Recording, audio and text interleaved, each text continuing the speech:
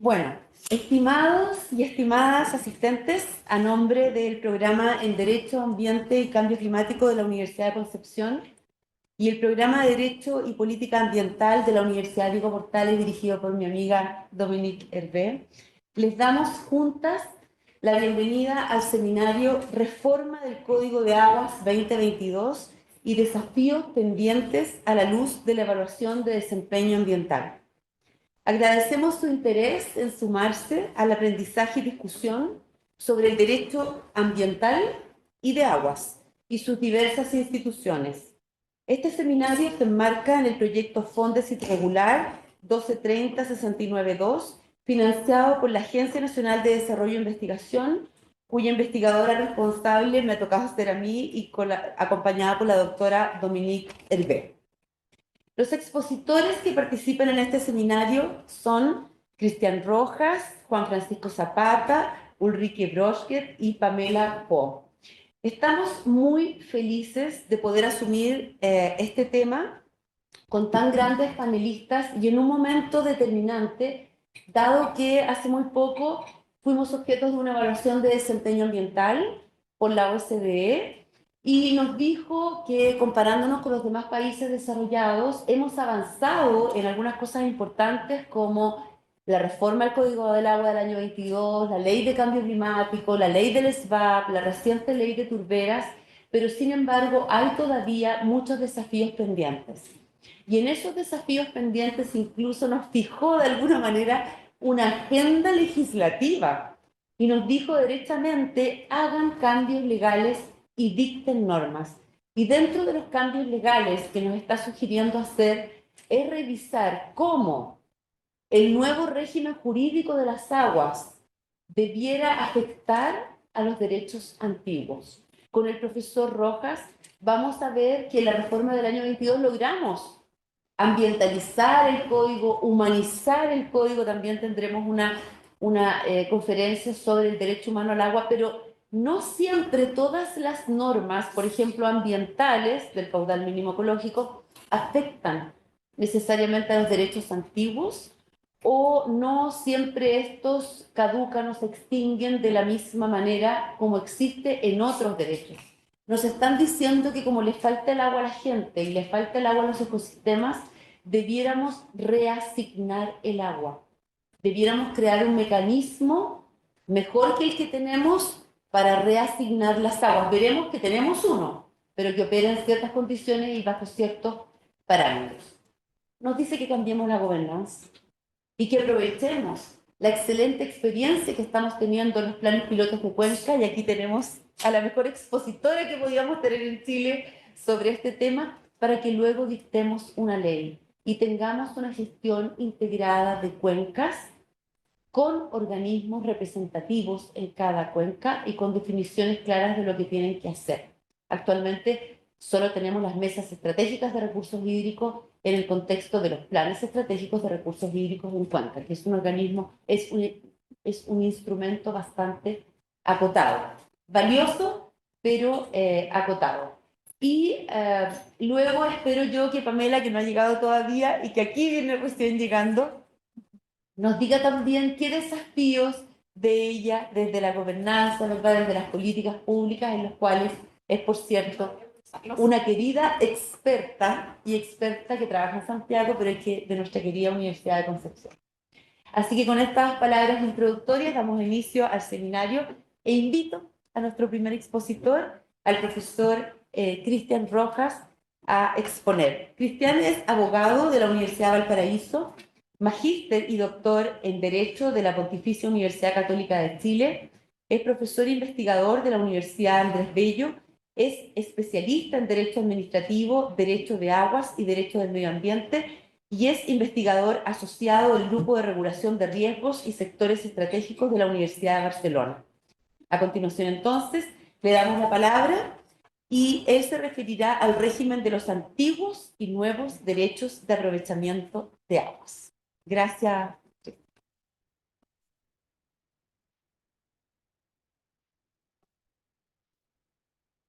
¿Qué tal? Muy buenas tardes. Muchas gracias por la invitación, sobre todo Verónica y Dominique. Por esto, comenzábamos un poquito antes, es una oportunidad para debatir sobre cosas que están pasando ahora y por tanto no hay muchas cosas muy asentadas. Entonces, durante muchísimo tiempo nosotros convivimos con algunas ciertas ideas. Esas ideas empezaron a cambiar en el 2022 con la reforma de la ley 21.435, luego una reforma a la reforma, ¿cierto? Para ampliar plazo. Esto tiene que ver con algunas cosas interesantes que vamos a conversar.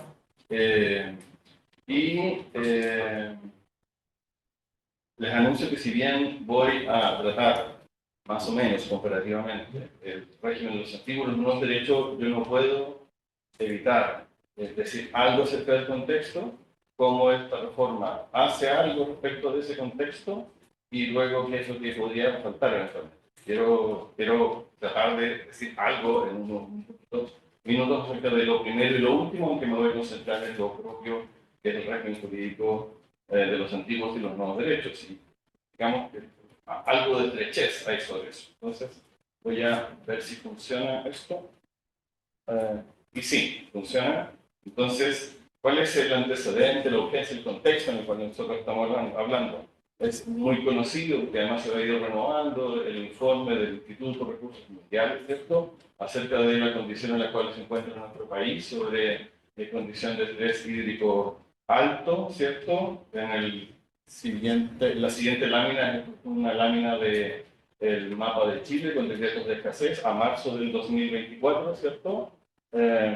Y que ahora se concentra, porque el año pasado tuvimos algo de mejoría, ¿cierto? Pero se concentra el decreto de escasez hídrica en algo así como el 60% de la población de Chile, ¿cierto? Con una producción hortícola importante, desde la región de Atacama hasta Santiago, ¿cierto? Algo de la región de Biobío.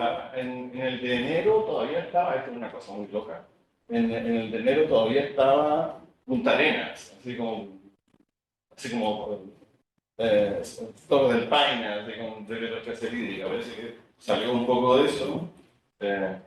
Pero lo relevante es que en este contexto, cómo nosotros enfrentamos la escasez hídrica, la verdad lo sabe, de qué también, pero yo soy así, esto es obsesión porque yo tengo una historia territorial con la sequía, porque yo soy de Ovalle, mi mamá todavía sigue viviendo en Ovalle.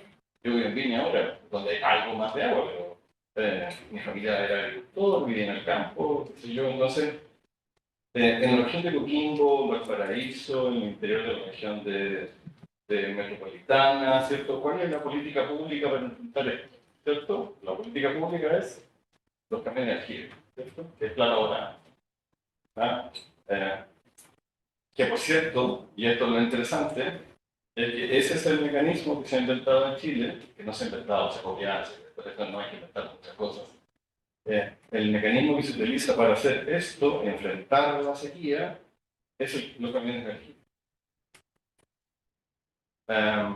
Durante mucho tiempo, los camiones de aljibe son un mecanismo, porque ustedes comprenderán que los camiones de aljibe en realidad es plata, ¿cierto? Plata que permite comprar agua para abastecer de agua a las poblaciones, fundamentalmente, las poblaciones básicamente rurales. El 12%, si no me equivoco, de la población en Chile rural.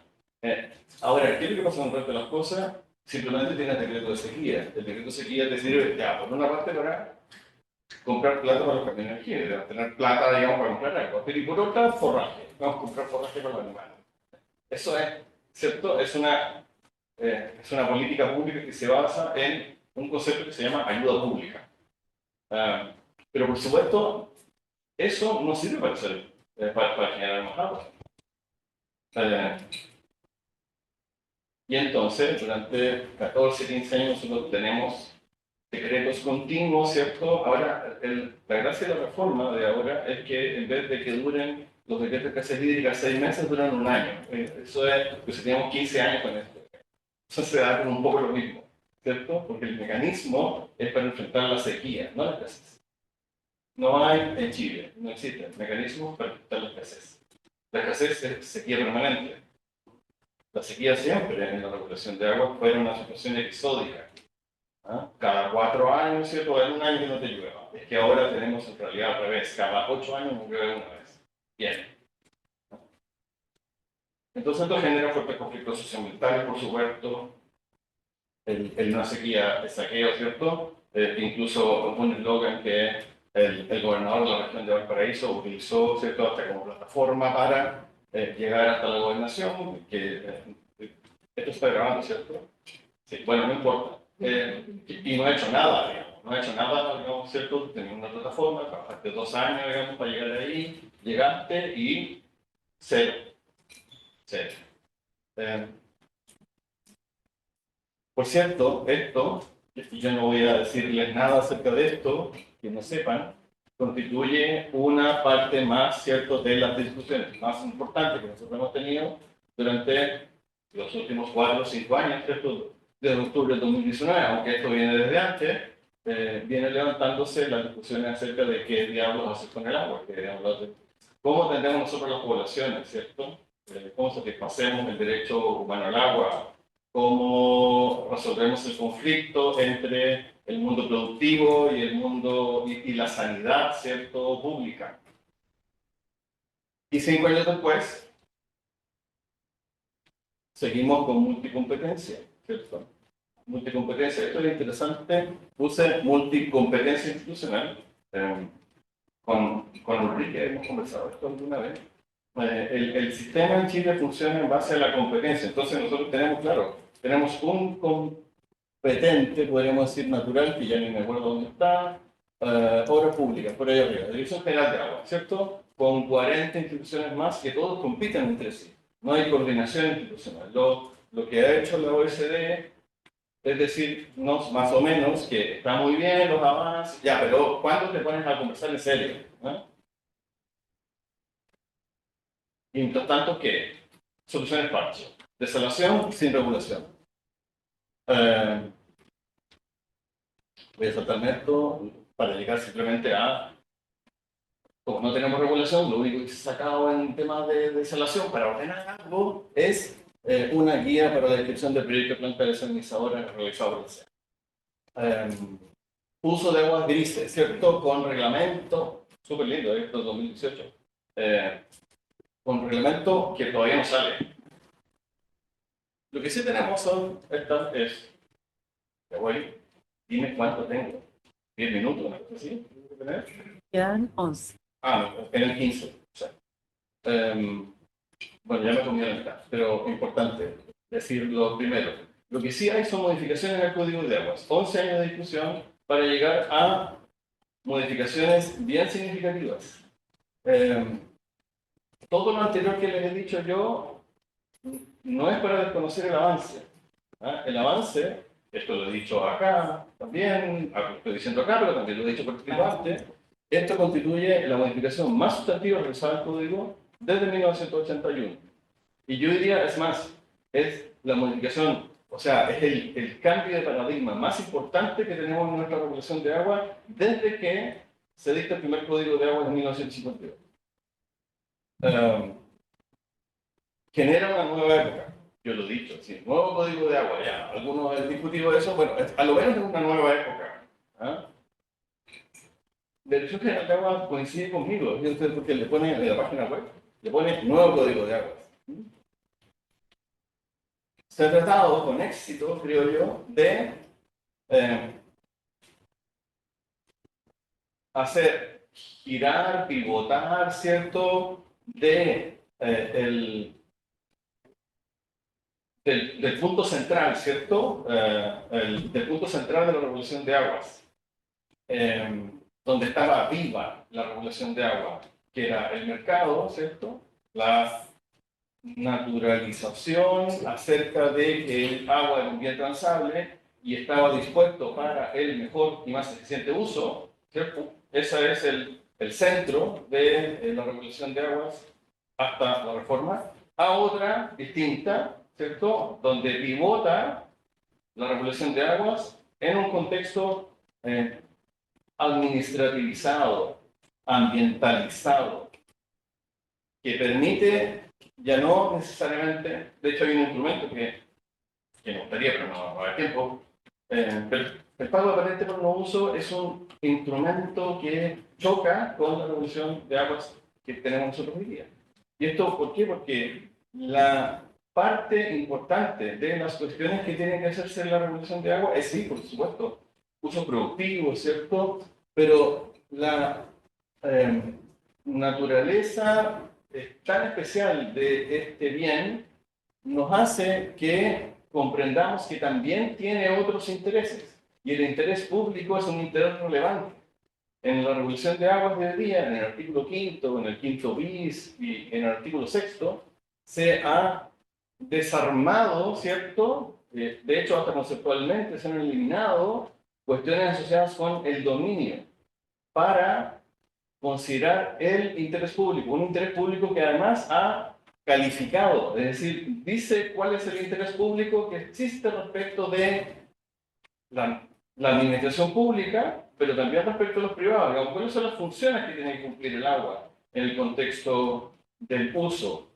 Y esas funciones son resguardar el consumo humano, el saneamiento, la preservación ecosistémica, la disponibilidad de las aguas, la sustentabilidad acuífera, destinados a producir ahora un efecto que es el equilibrio entre seguridad y eficiencia hídrica con uso productivo. Entonces, en tonterías, ¿cierto? Pero que son relevantes de esta muestra. El artículo 15 del Código de Aguas que señalaba el uso y goce que confiere el derecho al aprovechamiento no consultivo. Antes decía el dominio del derecho, ahora habla de uso y goce, digamos, se está, vuelvo a decir, desmercantilizando, desprivatizando para darle un nuevo cariz. ¿Cómo trata los derechos de aprovechamiento de agua? Bueno, los trata como no los transforma completamente, sino que les da un nuevo cariz. Recuerdan ustedes esta idea de mantener la figura, pero haciéndola pivotar ahora sobre otro centro. Entonces, el centro, este es el artículo 6 que define los derechos de aprovechamiento de agua, son derechos reales que recaen sobre las aguas y consisten en el uso y goce temporal de ellas. ¿Cierto? Entonces, claro, nosotros tenemos que es un derecho real administrativo, ¿cierto? Recae sobre una cosa, es una titularidad administrativa, se asigna un sujeto. El contenido de este ya no es el uso, goce, disposición plena, sino que ahora es un uso y goce temporal. Esto también se nota en los mecanismos de adquisición del derecho, puesto que sí, se mantiene la transferencia, ¿cierto? Existe el derecho, existe la ley administrativa, se puede transferir, se puede heredar, ¿cierto? Pero existe otro mecanismo que es el mecanismo originario de asignación de estos títulos concesionales que deriva de actos de autoridad a través de procedimientos administrativos mucho más reglados actualmente, particularmente respecto de aguas subterráneas, excepcionalmente por decisión del presidente de la República. Alguna vez conversábamos con Verónica sobre que esto, la única vez que yo la he visto es una asignación a las juntas de vecinos del río Cochihuas, ¿cierto? Que es el río mágico, ¿cierto? Pero Patricio Elwin le asignó 400 litros por segundo a la junta de vecinos del río Cochihuas, ¿cierto? Y nunca más se ha ejercido esa atribución. Y en el caso de los derechos asignados por el solo Ministerio de la Ley, hay un harto mayor desarrollo, porque habían 4 tipos fundamentales. Los derechos del dueño del predio, aguas que nacen, corren y mueren dentro del mismo predio, pero esto, claro, generaba el efecto de la parcelación, ¿cierto? Todo el mundo, que es más bonito, ¿cierto? Me compro media hectárea en un campo que está subdividiéndose y justo adentro hay un río, un riachuelo, un estero, una laguna. Pues bien, si es que el dueño de ese predio ahora lo subdivide, pierde el derecho completamente. No tiene derecho, o sea, los que son el dueño, al subdividir, no tiene derecho a ese derecho de agua solamente del rey. Y solamente se genera una preferencia para los compradores, ¿no? De solicitarlo junto con el resto. También el derecho de agua del minero, ¿cierto? Un derecho de agua ilimitado, ¿cierto? Todas las explotaciones mineras que encontraban aguas, sobre todo subterráneas. En el proceso de explotación que se usaba para el beneficio mineral, tirar agua en las canchas donde tiran ácido sulfúrico, aplican electricidad, ¿cierto? Y generan sulfato de cobre, ¿cierto? Bueno, esos derechos usados ilimitadamente, completamente, hoy día tienen que informarse derechamente, informarse en cantidad, en calidad, ¿cierto? En el uso que se le va a dar, en un informe periódico que tiene que hacerse al DGA y hacer una screening, es decir, hay un estrechamiento del uso a mansalva de derechos de aprovechamiento de agua. Y se incorporan también otros que son los derechos de agua de comunidades indígenas y los derechos de agua de comunidades agrícolas del DFL5 del año 67, pero esa es una cosa un poquito más rara porque solamente opera entre el Valle del Huasco y el Valle del Chao. Ahora, respecto de las características materiales de los derechos de aprovechamiento de agua, quisiera que antes era la típica consultivo, no consultivo, permanente, eventuales, de ejercicio continuo y continuo alternado, quisiera destacar que respecto de los permanentes hay una disposición nueva que repite algo que operaba en la práctica. Los derechos de agua permanentes son aquellos que permiten el uso completo respecto de, en relación con la asignación originaria. Y es que, claro, es que las juntas de vigilancia, claro, cuando no llovía, cuando llovía el 70% del año normal, ¿cierto? Hacían rebaja a través de instrumentos que son propios de las juntas de vigilancia. La Junta, en marzo, la Junta General de Accionistas, ¿cierto? Dice, se levanta el presidente de la Junta de Vigilancia, después de rendir cuenta de la plata, dice, bueno, este año llovió el 70%, vamos a entregar el 70 o el 65% del total del derecho que tiene cada uno. Por tanto, se produce una rebaja, funcionando conforme a la regla de proporcionalidad en el reparto. Fronteras, digamos, de estas cosas y otras de que para mi tesis doctoral. Hoy día esto se ha extendido también a la Dirección General de Agua. Entonces, también ella puede hacerlo operativo. Las principales modificaciones son temporalidad del derecho con plazo indefinido, ¿cierto? No es que lo dijera en ninguna parte, no lo decía en ninguna parte, pero como no lo decía, cuando se consideraba que era indefinido el derecho de aprovechamiento de agua, ahora se ha temporalizado, incluyendo el elemento de tiempo a 30 años, renovables, de manera automática, salvo que la misma Dirección General de Agua vea que, tratándose de las aguas superficiales, haya un proceso de rebaja continua, ¿cierto? O de las aguas subterráneas, también que existan problemas de sustentabilidad de los acuíferos. Y por tanto se produce una posibilidad que en la rebaja automática ella diga, ¿sabe qué? Yo no le puedo asignar. Te le entregué, vamos a ser millonaria a la profesora Hervé, 100 litros por segundo en la cuenca de la Concagua, ¿cierto? Y la cuenca de la Concagua hace muchos años que entrega solamente el 50% de los derechos de aprovechamiento de agua, 50% de la proporción, ¿cierto? Entonces dice, ¿sabe qué? Yo te puedo mantener en la renovación ese número, porque es un número irreal. Entonces vamos a rebajarlo a 50. Y por ahí se puede empezar a producir algo de lo que podríamos denominar nosotros, en términos muy, muy amplios, redistribución, ¿ya? Reparto, ¿no? Aunque creo que no lo hay, pero bueno. Entonces, pensando en la temporalidad, lo que ha hecho la regulación de aguas, al rebajar a 30 años con renovaciones automáticas sujetas a ciertas condiciones, es a normalizar las temporalidades propias que son de los bienes nacionales de uso público. O sea, todas las concesiones administrativas, salvo aguas y salvo minas, son temporales. 5 años, 10 años, ¿cierto?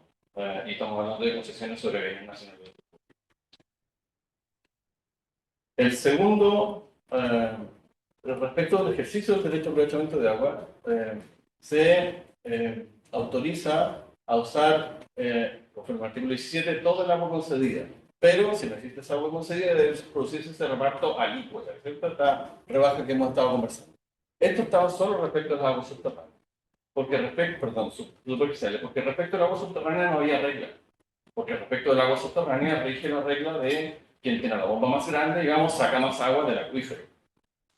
Porque no hay, hasta el día de hoy también, bueno, se puede medir, ¿cierto? Pero un mecanismo, perdón, de ordenación de los usos dentro de los acuíferos. Esto es pura modelación matemática. Hoy día sí existe esa posibilidad, puesto que existe un forzamiento para constituir las comunidades de agua subterránea. Antes eso era papel, ¿cierto? Se declara un área de restricción, ¿cierto? Porque no sabemos muy bien cómo se va a comportar el acuífero, declara el área de restricción, se constituye la comunidad de agua subterránea por solo el Ministerio de la Ley. Ya ahí, nada. La única que sé que funciona es la de la costa de Copiapó, ¿cierto? Piedra Colgada, las de la Ligua no funcionan, ¿cierto? Porque tiene una capacidad técnica muy importante manejar un acuífero, que es agua que tú no ves y tiene que tener controles, ¿cierto? Entonces, en ambos casos, en realidad, superficial y subterránea, la Dirección General de Agua de oficio o petición de interesado, el interesado es alguien que tiene derecho de agua, no cualquier persona, puede limitar o reducir temporalmente o suspender el ejercicio respecto a los derechos que son los que han causado el riesgo. Probablemente les sustenten que se hayan constituido al final, y se constituyeron mal porque no deberían haberse constituido, bueno, yo suspendo el ejercicio de eso. Tienes tu tiempo. Perfecto. Con esto estoy prácticamente terminando. Conforme al artículo 6 bis nuevo, el código tiene 317 artículos, pero en realidad tiene como 390, entonces mucho bis. El derecho a aprovechamiento de agua, ahora sí, y este es su último mecanismo, se incorpora el mecanismo de la caducidad. ¿Ya? ¿Cuándo opera el mecanismo de la caducidad? En una situación muy particular. Cuando determinada y hecho las revisiones técnicas, ¿cierto? Se verifica que no existe un aprovechamiento completo del derecho, se ha dejado de aprovechar completamente el derecho, entonces yo lo que hago es que le cobro los patentes por no uso. Si yo cubro durante 5 años patente por no uso a alguien, yo puedo caducar total o parcialmente la cantidad de agua que está asignada. En el caso de los derechos de aprovechamiento de agua consumtivos, es decir, los que se consumen completamente, 5 años, en el caso de los no consumtivos, 10 años.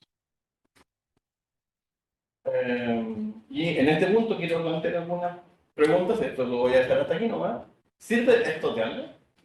Cuando tenemos casi la totalidad de las aguas superficiales agotadas y las aguas subterráneas en proceso de sanificación, como provisión o restricción, cuando hay una regla específica que dice que respecto de todos los derechos de aprovechamiento de agua constituidos antes del año 2022, rige la regla de no temporalidad.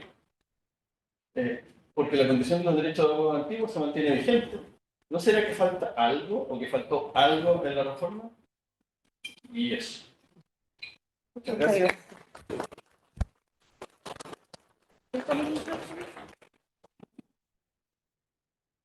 Agradecemos la presentación del profesor Rojas, muy interesante. Esperemos que en el diálogo podamos tratar de contestar esa pregunta.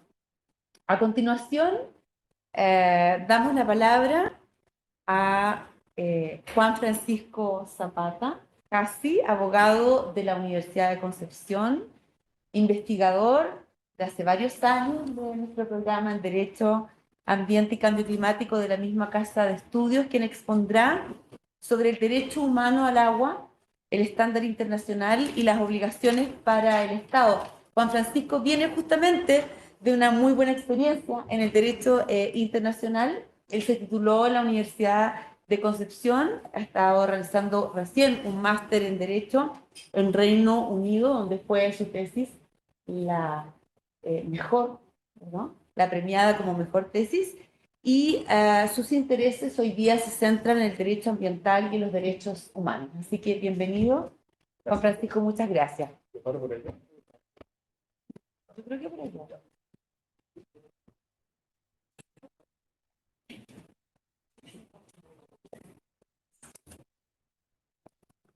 Voy a comer.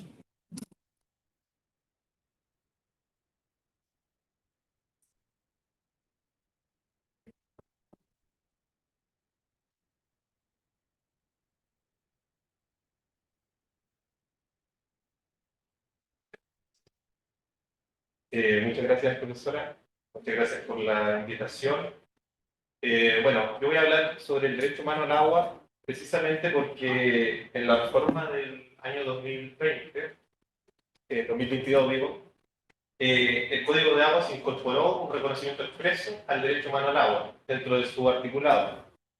Señaló,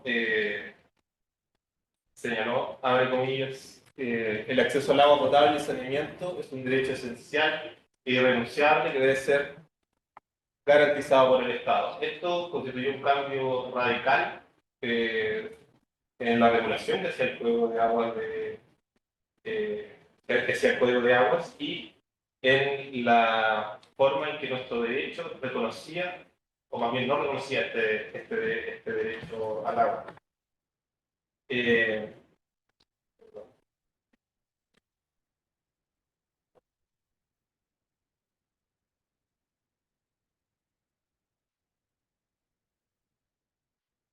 Me modificó el documento.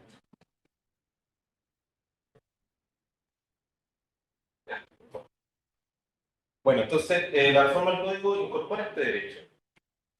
Pero la pregunta, y además de incorporar este derecho, no solo lo reconoce, sino que establece otras modificaciones dentro del código de aguas que son coherentes con el reconocimiento de este derecho humano a nivel interno. Por ejemplo, señala que siempre va a prevalecer el consumo humano, dentro de los usos del agua siempre va a prevalecer el consumo humano y el doméstico de subsistencia, y así como el acceso al saneamiento, por sobre otros usos como puede ser el productivo. De igual manera, hay una prevalencia del interés público al momento de constituir los derechos de agua, el aprovechamiento de agua, por sobre otros intereses. Y como bien decía el profesor, define qué se entiende por interés público, estableciendo elementos como la priorización del consumo humano, del saneamiento, la función ecosistémica de las aguas y entre otros. Y eso significa un cambio de paradigma importante respecto de cómo era la regulación anteriormente, en donde se prevalecía el interés del mercado dentro de la licitación y regulación de las aguas. Bueno, y esta incorporación en el Código de Aguas se da en el contexto en que recientemente recibimos la evaluación de desempeño ambiental de la ODE, que también realiza importantes críticas que todos sabemos, tanto en la gestión como en la asignación del recurso hídrico, y señala que es importante atajar la sobreexplotación y la asignación excesiva de estos recursos. Entonces, ¿cómo el derecho humano al agua, que ahora se encuentra reconocido en el Código, puede venir a ayudarnos en estos desafíos? Bueno, por eso quiero hablar un poquito sobre el derecho humano al agua a nivel internacional, cómo se configura, cuáles son las obligaciones del Estado respecto de él. Y tenemos que, a nivel internacional, los principales instrumentos de derechos humanos no hacen, por ejemplo, la Declaración Universal de Derechos Humanos, la Comisión Americana de Derechos Humanos, no hacen un reconocimiento del derecho humano al agua en forma expresa, pero sí hay menciones de este derecho humano al agua en otras convenciones con un enfoque más parcial. Por ejemplo, la Convención sobre la Eliminación de todas formas de discriminación contra la mujer, respecto a los pueblos indígenas y tribales, personas mayores, personas con discapacidad, los derechos del niño. Es decir, existe una mención al derecho respecto de estos grupos específicos, más no un reconocimiento de este derecho como uno de aplicación general. Sin embargo, ya no como un instrumento vinculante, sino más bien propio del soft law, como una declaración a nivel internacional, el Comité de Derechos Económicos, Sociales y Culturales, el año 2002, realizó su observación número 15 referida al derecho humano al agua y lo entendió comprendido, si bien lo entendió comprendido dentro del Pacto Internacional de Derecho Económico, Social y Cultural, pese a que no es mencionado expresamente, el comité razona de que si este pacto garantiza derechos como un nivel, a un nivel de vida adecuado o a la vivienda y alimentación adecuada, debe entender también comprendido el derecho al acceso al agua, en el entendido de que no puede garantizarse un nivel de vida adecuado o una vivienda y alimentación adecuada si es que no tenemos acceso al agua. Así también el mismo razonamiento hace respecto al derecho a la salud. No podemos garantizar el nivel más alto posible de salud si no tenemos garantizado el derecho al acceso al agua. De esta manera, el comité entiende que ya en el Pacto Internacional de Derechos Económicos, Sociales y Culturales, que Chile ratificó y prácticamente todos los países del mundo han ratificado, se encuentra comprendido el derecho humano al agua. Pero no solo la importancia de esta observación, no solo que lo reconoce como derecho vigente, sino que además le entrega contenido, hace en extenso, desarrolla qué implica el derecho humano al agua y le otorga contenido específico. Señala bueno, que se debe garantizar el acceso adecuado al agua, con un suministro de agua necesario para ejercer el derecho y no ser objeto de injerencia. Este acceso, la gestión, el sistema de abastecimiento y gestión de agua debe ofrecer iguales oportunidades a la población y la gestión debe ser adecuada a la dignidad, la vida y la salud humana. Además, define qué se entiende por acceso adecuado al agua. Este debe ser al menos, debe haber una disponibilidad continua, sin interrupciones, debe ser de cierta calidad en cuanto a salubridad, olor, color, debe garantizarse el acceso, tanto físico como económico. Y, importante también, señala el agua debe tratarse como un bien social y cultural y no fundamentalmente como uno meramente económico. Ahí podemos ver que quizás hay esto pugna, digamos, con el sistema de aguas que teníamos en Chile, que todavía persiste, pero con las modificaciones del código probablemente ya se ha ido adaptando un poco a este estándar internacional. Y además señala que el modo en que se ejerza el derecho, agua, el derecho al acceso al agua debe ser sostenible, de manera que este pueda ser ejercido y garantizado tanto para las generaciones actuales y futuras. También hay jurisprudencia a nivel internacional en la aplicación de este derecho por parte de la Corte Interamericana de Derechos Humanos, y todo lo que nos hace concluir que el derecho humano al agua, si bien no existe expresamente, está expresamente reconocido en el instrumento, en forma general, sí puede entenderse como parte del derecho aplicable para los estados y obligatorio. Bien, ¿cuál es la situación a nivel interna? No tenemos un reconocimiento del derecho a nivel constitucional y tampoco lo teníamos a nivel legal, sino hasta con la modificación del Código de Agua. Y sin embargo, la Corte Suprema y los Tribunales Superiores de Justicia habían aplicado este derecho en distintos casos de relevancia en los últimos años, principalmente en el 2020 y 2021, ciertos casos que afectaron a las comunas de Petorca y Nogales, que sufrían y sufren una crisis hídrica importante, falta de abastecimiento para la población, y los vecinos en distintas instancias, y también en uno de los casos del Instituto Nacional de Derechos Humanos, recurrió por vía de recurso de protección en contra de las autoridades o de las empresas que estaban haciendo un uso excesivo de los derechos de agua para que la Corte interviniera. Y bueno, todos estos casos fueron acogidos. La Corte Suprema resolvió principalmente ordenando a las autoridades que abastecieran a la población de recursos suficientes, e incluso en un caso estableció un estándar mínimo que debía garantizarse de 100 litros diarios por persona. Y todo esto lo hizo usando como fundamento legal el derecho humano al agua, antes de la reforma del código, es decir, antes de que existiera un reconocimiento interno, solo utilizando un instrumento internacional. Entonces la pregunta es, ¿qué implicancias puede tener ahora que el código reconoce el derecho humano al agua a nivel interno dentro de este escenario? Como primera crítica, o sea, como una crítica puedo señalar que el reconocimiento se hace a nivel legal, es decir, a nivel legal dentro de un código y no a nivel constitucional. Esto ya es una anomalía, digamos, porque los derechos humanos normalmente no están reconocidos en el texto constitucional y no a nivel legal. Esto nos puede ocasionar quizás un problema de colisión de derechos. En caso de que exista una colisión de derechos, ¿a cuál se le va a dar prevalencia? Probablemente al que esté resguardado a nivel constitucional y no dentro de una norma inferior.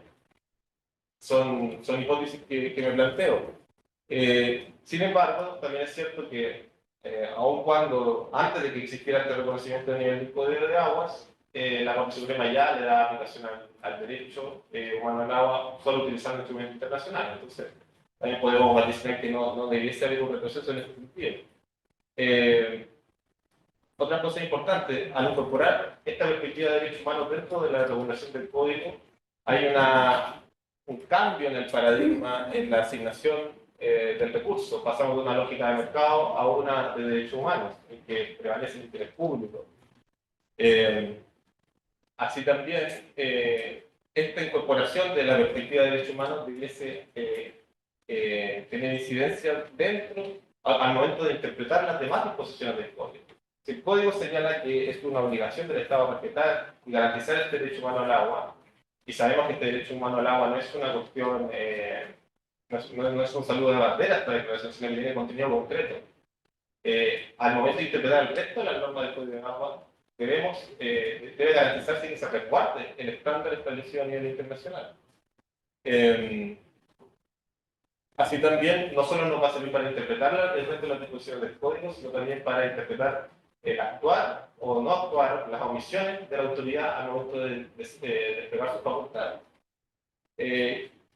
También, y de esta misma manera, vaticino que probablemente esto podría facilitar la litigación a nivel interno, siguiendo un poco el ejemplo de los casos anteriores que se recogía de protección. Probablemente ahora la Corte Suprema va a tener más fundamentos, más fuentes aún para respaldar sus decisiones, y podrían generarse mayores casos de litigación ambiental referidos a las aguas, con mayores resultados positivos, probablemente, atendido este cambio de paradigma al nivel de la regulación.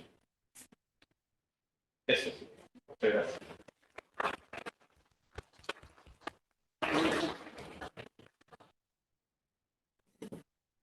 Agradecemos a Juan Francisco Zapata su exposición. Yo me acuerdo cuando estábamos en pandemia, sin agua ni para lavar las manos, y en tantas comunidades sin agua para las necesidades básicas, para el viaje de animales, pero sobre todo en este contexto de pandemia que se propuso una reforma constitucional para consagrar el derecho humano al agua y no estuvieron los votos.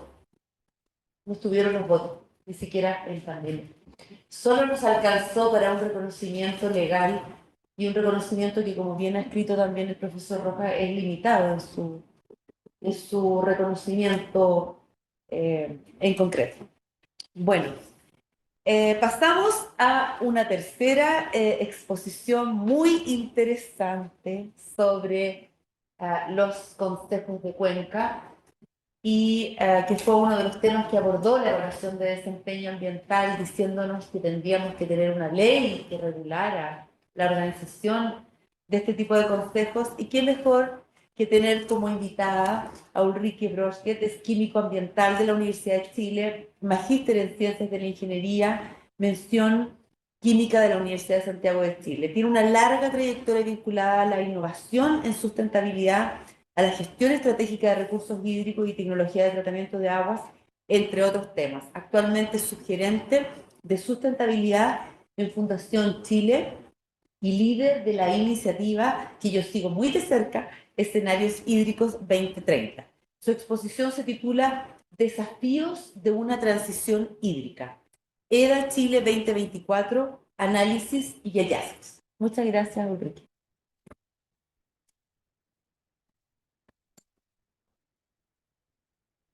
Gracias en primer lugar a Verónica y Dominique por la invitación a poder compartir acá en este espacio.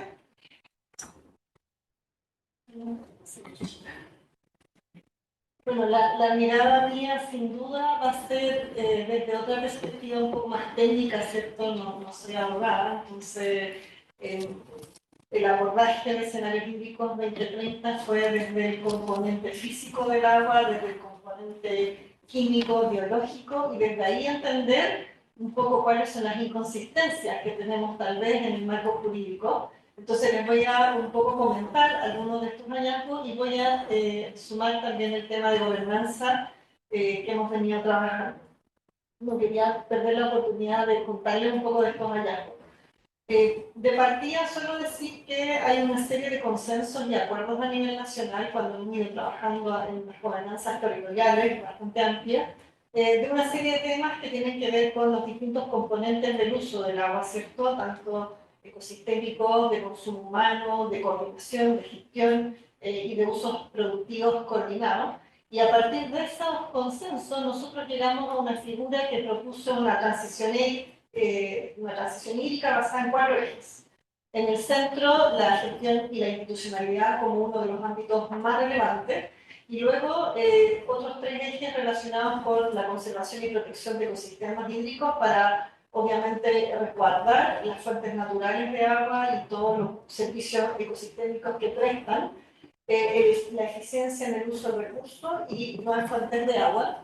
Sin embargo, nosotros, claro, a nivel nacional esto no está claramente en equilibrio, tenemos un fraccionamiento muy grande en la institucionalidad y un foco muy grande puesto en nuevas fuentes de agua, como lo que tiene que ver con gestión de oferta, ¿no? O sea, cada vez que estamos con el problema, estamos planteando embalses, desalación, carreteras hídricas o profundización de pozos últimamente como la solución de infraestructura como la que debiésemos hacer, ¿cierto? Entonces, lo que es eficiencia en el uso del agua y la gestión de la demanda, más las soluciones basadas en naturaleza son prácticamente inexistentes dentro del trabajo y la gestión y la política pública que se va impulsando. Uno de los primeros ámbitos, entonces, que tiene que ver con institucionalidad y gestión es que claramente hay un diagnóstico de la situación, ¿no? Nosotros debiésemos estar trabajando nuestra institucionalidad en 3 niveles, un nivel nacional transfronterizo, un nivel cuenca, que es como la base más relevante, y el nivel más local de usuario. Y nosotros necesitaríamos una entidad pública coordinadora que lidere y trascienda a los ciclos políticos, ¿cierto? Capaz con una robustez técnica de tomar decisiones en concordancia a todos los niveles de la gestión, ¿cierto? A nivel también descentralizado y local. Sin embargo, nosotros somos el único país donde que carecemos de gobernanza y de gestión a nivel de cuencas. Y bueno, han habido múltiples intentos de avanzar hacia ahí. Nosotros cuantificamos de que un 44% de los problemas que teníamos en los territorios en realidad se debían a gestión y gobernanza y solo un 17% se debían a problemas de cambio climático. Sin embargo, bueno, esto es una de las cosas que no se tocó en la reforma, ¿cierto?, al Código de Agua y quedó ahí como pendiente. Un gran pendiente que se inició el año pasado, ¿cierto?, un impulso hacia la creación de organismos de cuenca piloto a través de grupos promotores liderados por el Comité Interministerial de Transición Hídrica Justa en conjunto con los gobiernos regionales, y va a ser uno en cada región.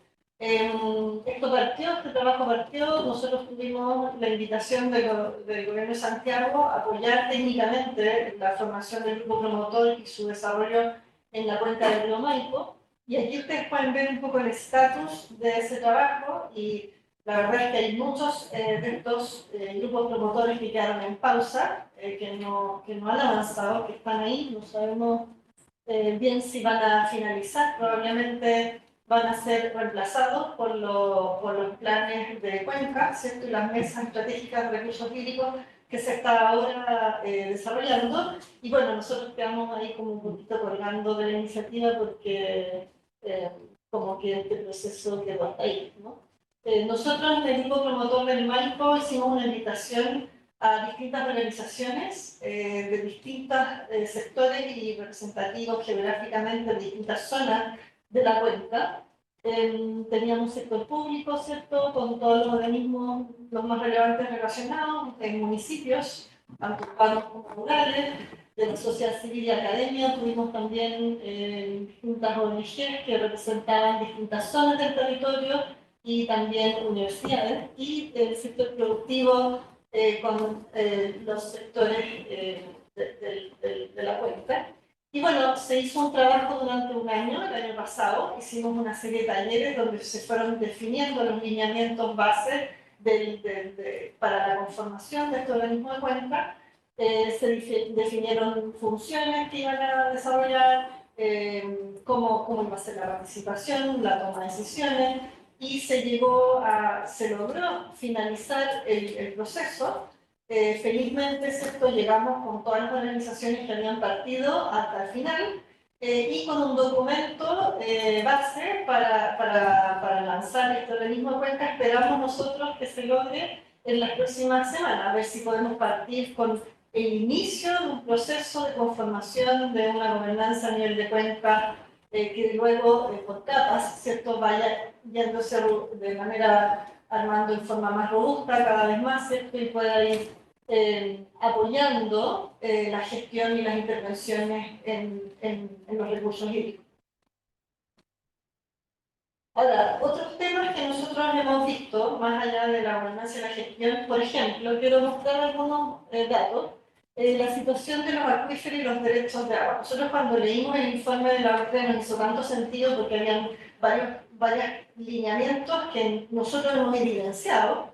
Y bueno, uno de esos sin duda es la sobreexplotación de los acuíferos. Aquí ustedes pueden ver en el mapa el análisis de tendencia de los pozos que hicimos con los datos de la DGA, en su momento con el CASALAC y UNESCO, y que demostró que un 72% de los pozos analizados están en una tendencia negativa a la baja, con un análisis estadístico que es significativo. Y eso nosotros tenemos claro, cómo nos estamos sosteniendo, cómo estamos creciendo, cómo se sigue desarrollando toda la producción, y bueno, es porque básicamente estamos usando las reservas de agua, estamos sosteniendo actualmente el desarrollo con estas reservas que obviamente son finitas y en algún momento se van a ir agotando según muestra esta tendencia animal. Yo creo que ahora que tenemos más análisis de pozos podríamos actualizar este estudio. Pero también esto lo constatamos ya yendo más en profundidad al análisis de las cuencas, y en el caso del Maipo, por ejemplo, hicimos una modelación del potencial de recarga de acuíferos y de infiltración natural que tiene la cuenca, y constatamos en ese análisis que existen hoy día 35% más derechos de agua subterráneo debidamente registrados y catastrados, ¿cierto?, en comparación con la capacidad natural de recarga de los acuíferos. Entonces, claramente ahí, frente a la escasez de agua superficial, la proliferación de pozos y la profundización de pozos que sí se da en esos momentos, que sabemos para evitar, por ejemplo, racionamiento de agua, etc. Toda esa proliferación de pozos, digamos, en teoría, según todos estos derechos de agua, estaría en franca sobreexplotación.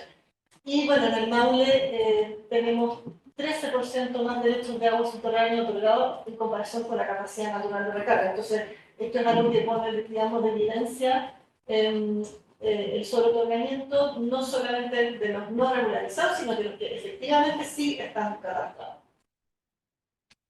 Otro hallazgo tiene que ver con los usos de agua, y aquí vemos, por ejemplo, que cuando nosotros analizamos los distintos usos, el agua superficial y subterráneo, claro, uno ve la típica figura, ¿no?, como de la mayoría es el consumo agrícola, con un 88%, el agua potable y el saneamiento con un 6,3% y el minero 3,8%. Este obviamente es pésimo, un promedio nacional, pero da cuenta de un poco la proporción. Sin embargo, cuando nosotros hacemos el análisis de todas las fuentes de agua, no solamente el agua superficial y subterráneas, que es nuestra huella azul, sino que vemos el análisis de la huella total, incorporando todas las fuentes de agua, incluyendo la lluvia, esta figura cambia bastante, y fue bastante como increíble que el sector forestal pasa a ocupar el 59% del consumo de agua en solamente 4 regiones del país, ¿ya? O sea, pasa a tener un consumo mucho mayor en comparación con los otros sectores, y nosotros decimos, bueno, y el agua lluvia, ¿qué importa, no? Si al final es agua lluvia que estamos aprovechando, pero eso es agua lluvia que no está llegando a los ríos, no está llegando a los humedales, no está llegando a las aguas subterráneas, y está siendo retenido y consumido y evapotranspirado por las plantaciones de pino de eucalipto. Entonces, en ese caso, uno dice, bueno, ¿cómo se regula esto? Si hoy día obviamente no hay derechos de agua sobre el agua lluvia. Entonces, otro hallazgo, digamos, como interesante. Respecto a lo mismo, respecto a los derechos de agua, claro, si uno hace el análisis nosotros hicimos la medición de la huella de agua a nivel nacional hasta el nivel de comuna, está muy detallado ese análisis, comparamos los usos de agua actuales y las captaciones y las extracciones con los derechos de agua, Y esto viendo los que están debidamente catastrados, porque hasta hace una semana atrás, cuando se comentó el informe, se hablaba de que en el año 2025 nosotros íbamos a poder ver cuáles finalmente nos quedamos, porque o se regularizan o en el fondo caducan, pero de la información que nosotros ya tenemos, es que tenemos más de 6 veces la extracción de más derechos de agua otorgados, debidamente catastrados, en comparación con las extracciones. Entonces tienes un montón de derechos que sí están regularizados en comparación con los usos, ¿no? Y llama muchísimo la atención la proporción en la zona de Aysén, en Magallanes, donde tenemos 250 veces más derechos de agua que actuales extracciones, o sea, a nivel de especulación que hay ahí, y eso no es, estamos hablando de usos consumtivos, ¿ya? Entonces, ahí no sé qué pasa en esa zona que hay tantos derechos de agua consumtivos entregados. Para ir finalizando la última parte, tiene que ver con que la OCDE nos recomienda ampliar la mirada en las soluciones, ampliar a un espectro más amplio, ¿cierto? Habla de la desalación, habla del reuso, pero nos dice también miremos las soluciones basadas en la naturaleza, miremos la eficiencia, la gestión de la demanda, y eso nos parece a nosotros bastante interesante porque hay más de 200 soluciones, o mucho más, ¿cierto?, que uno pudiera hacer. Y nosotros en esas soluciones de gestión de demanda, soluciones basadas en la naturaleza, hemos visto que una gran mayoría generan beneficios ambientales, externalidades positivas ambientales, sociales, y incluso pueden ser jurídicamente, digamos, desde el punto de vista más regulatorio, implementados en el corto plazo y mediano plazo. Y ahí uno tiene que tener en consideración que los territorios nos hablan y cada uno es distinto. Entonces nosotros no podemos trasladar ciertas experiencias hacia otras regiones porque son muy, muy diferentes. Y acá, por ejemplo, podemos ver la situación del Maipo, que tiene una brecha que en 25 años más va a ser 92 metros cúbicos por segundo. Esto equivale a 3 ríos Maipo. Ya si nosotros vemos ahora la necesidad de agua para sostener la demanda que tenemos, necesitamos 2 ríos Maipo, que no tenemos, porque estamos usando las aguas de reserva subterránea, pero a futuro vamos a necesitar 3 ríos Maipo. Y acá lo que podemos ver es que hay ciertas zonas del país que tienen un rojo permanente. Tampoco es configurada la presentación, ahí aparece un mapa, pero lo que nos muestra es que la zona centro de la cuenca hacia la desembocadura es la subcuenca 9, que está casi en rojo todo el año, ¿ya? Y las partes altas de la cuenca son las que están mediadas, como decir, si vemos la disponibilidad por la demanda, están bien. Entonces, uno muchas veces, aquí volvemos al tema de la gobernanza a nivel de cuenca, de que hemos escuchado después de las lluvias que había que poner otro embalse, ya en el Maipo. Teníamos que poner otro embalse, porque como corren las aguas tan rápido, entonces tenemos que poner otro embalse.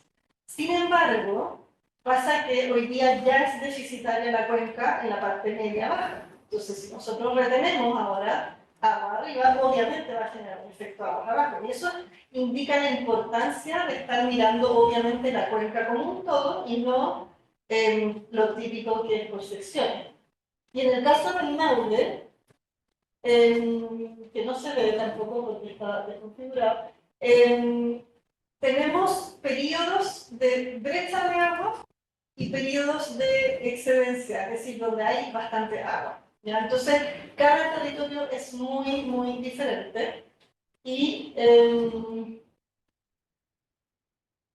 quiero mostrarles acá, ya, nos vamos a mirar en los números. Que si nosotros miramos el conjunto de soluciones que podemos hacer en el Maipo, vemos que del total del potencial de aporte de agua, ¿ya? La eficiencia hídrica es el driver más importante, es el que nos aporta un 73% del agua y con un 19% de la inversión. Si miramos las soluciones basadas en la naturaleza, aportan un 18% de agua con un 8% de la inversión, o sea, son mucho más costo eficientes.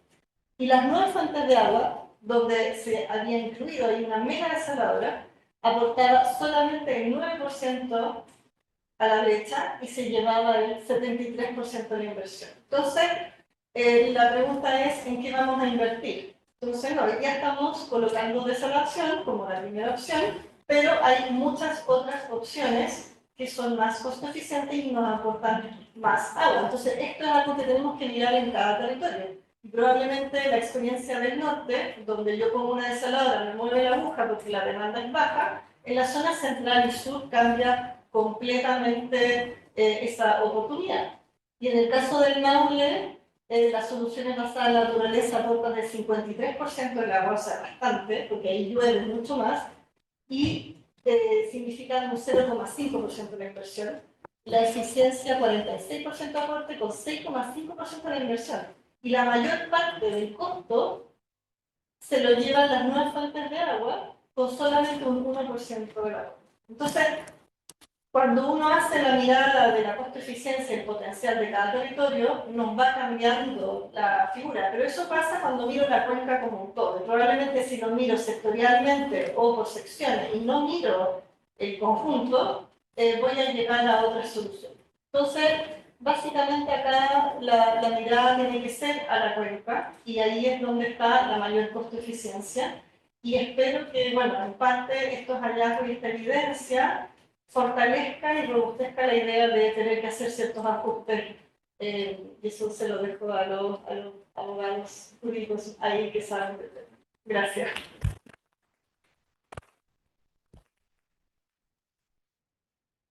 Muchas gracias, Ulrike. Es siempre interesante ver, ¿no? Ver la realidad en una cuenca y ver también, en este caso, los números para que no tomemos decisiones tan improvisadas como solemos hacer. Estamos llegando al final de nuestro seminario y para mí es un tremendo placer presentarles a nuestra última expositora, Pamela Po, que se referirá a uno de sus temas, yo creo, de gran expertise, pero que la apasionan más, que es la crisis climática y ecológica que estamos viviendo, y lo hará desde un abordaje desde el agua en la legislación. Pamela es politóloga de la Universidad de Concepción, magíster en Sociología de la Universidad Arcis, con más de una década de experiencia en educación, difusión, investigación y asesoría pública en medio ambiente, cambio climático, agua, residuos, energía y análisis de modelos productivos vinculados a la minería. Es directora de políticas públicas e incidencia de Fundación Ecosur, integrante de la red de politólogas y autora del libro Punto de Inflexión, Crisis Climática y Ecológica. Muchas gracias, Pamela, por estar acá.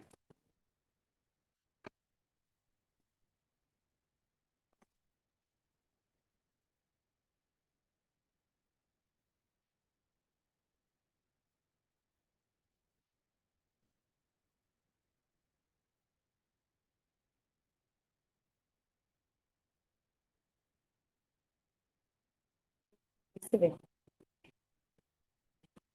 Bueno, buenas tardes, muchas gracias, Vero, gracias a los expositores igual. Yo traigo malas noticias, me imagino que los voy a dejar un poco de los ansiosos, pero el tema acá, que marca el tema de agua y digamos los procesos productivos, mineros, eléctricos, etcétera, es la intensidad de nuestro desarrollo. Y Fischer-Kowalski tiene un documentito bien interesante sobre el metabolismo socioeconómico, cómo vamos en el fondo ocupando los distintos recursos naturales, que los metemos como a la juguera, por decirlo así, y ese metabolismo es un metabolismo socioeconómico ampliado. ¿Qué quiere decir esto? Estamos extrayendo recursos naturales, ¿cierto?, no renovables, como por ejemplo la minería, y a su vez, ¿cierto?, los combustibles fósiles como carbón, petróleo, etcétera, que han llevado, ¿cierto?, a nuestra sociedad a llegar al punto de inflexión en que nos encontramos hoy en día, en que tenemos que limitar supuestamente la temperatura en 1,5 grados, porque eso sería el grado seguro, entre comillas. Yo esto lo pongo en tela de juicio siempre en el sentido de que es una cifra política. Es para que el desarrollo actual siga funcionando, digamos, porque todavía no sabemos comportarnos con los sistemas sociales de otra manera. O sea, el capitalismo está extendido, ¿cierto? Es el modelo de desarrollo que se ha elegido por los distintos estados y es en ese el marco que nos mueve.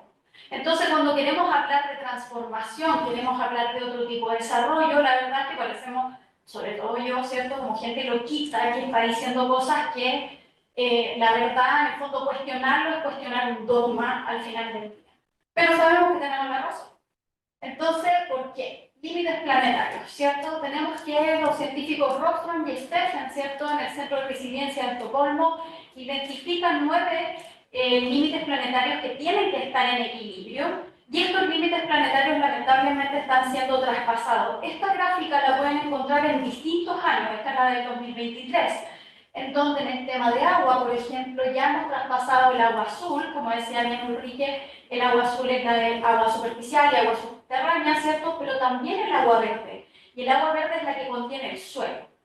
En los distintos microclimas, ¿cierto?, que tenemos a través de los distintos ecosistemas. Entonces el suelo también se está secando. Y ese es un problema, obviamente, para agricultores, para todo el sistema productivo y alimentario. El contexto país nuestro, ¿cierto? Cumplimos 7 de las 9 vulnerabilidades de la Convención Marco, ¿cierto? Somos un país tremendamente vulnerable a la crisis climática y ecológica. Entonces, estamos en serios problemas porque tenemos propensión a los desastres naturales, sequías, desertificación, tenemos alta contaminación, ¿cierto?, de aire, por ejemplo, en las ciudades, ¿cierto? Dependemos del agua, ¿cierto?, de glaciares en muchas partes, entonces, y esto está amenazado también por la industria, ¿cierto?, minera. Dicho eso, ¿cierto?, nuestro contexto social, además, tampoco nos ayuda mucho, que digamos. Tenemos un marco legal que evidencia la concentración, ¿cierto?, de los bienes comunes en manos de privados, por ejemplo. Tenemos el rol subsidiario del Estado. Y este igual es un problema, porque en el fondo son los privados que se hacen cargo de donde el Estado, ¿cierto?, no tiene presencia. Entonces ahí tenemos que el agua está en manos de privados prácticamente. Cuestionamiento ciudadano es el modelo de desarrollo imperante. En las últimas encuestas Ipsos, por ejemplo, hay un apoyo a las causas ambientales del 78%, eso igual es, digamos, que la ciudadanía tiene una conexión con los temas medioambientales. Contaminación, pérdida de ecosistemas, y esto obviamente trae conflictividad. ¿Cuál es nuestro marco legal? Seguimos teniendo la Constitución del 80. El 19, ¿cierto?, inciso final, número 24, inciso final. La propiedad del agua, ¿cierto?, está, digamos, en quienes tengan los derechos de aprovechamiento, sobre todo el 90% de lo que ya fue otorgado. Entonces, tenemos un problema político con respecto al tema del agua. Y el Código del 81, que si bien fue reformado, yo participé activamente en la reforma, costó muchísimo sacarla. Realmente peleamos la coma, el punto, durante 10 años. Entonces, no puede ser que la legislación se empuje, digamos, como a las patadas, ¿cierto?, para poder avanzar. Y eso, que en el Congreso que se tramitó, no es el de hoy día. Por lo tanto, el de hoy día es un peor escenario. Tenemos las recomendaciones de la OCDE. Y a mí esto me genera, yo soy súper criticona, así que a mí esto me genera un poco un doble estándar de la OCDE. Porque son los mismos países de la OCDE que le ponen la horquilla a nuestro país y al sistema productivo, demandando recursos naturales que nos tienen sumidos en una crisis ecológica. Entonces son los mismos países de la OCDE que nos hacen recomendaciones, y yo las agradezco porque en mi fondo nos dicen las cosas que caen de Maduro, que todos sabemos, lo dicen países, digamos, fuertes, y esas recomendaciones a nosotros nos ayudan a empujar. Pero la verdad es que esto es más de lo mismo que siempre se ha dicho. Y por otro lado, es necesario para poder generar un mercado. O sea, los países de la OCDE inocentemente nos están haciendo recomendaciones inocentes en ese sentido. Entonces nos plantean que hay que mejorar la gestión y planificación de los recursos hídricos, ¿cierto? Abastecimiento de agua y saneamiento. También establecer el consumo, la política de la asignación de los recursos hídricos y los instrumentos económicos.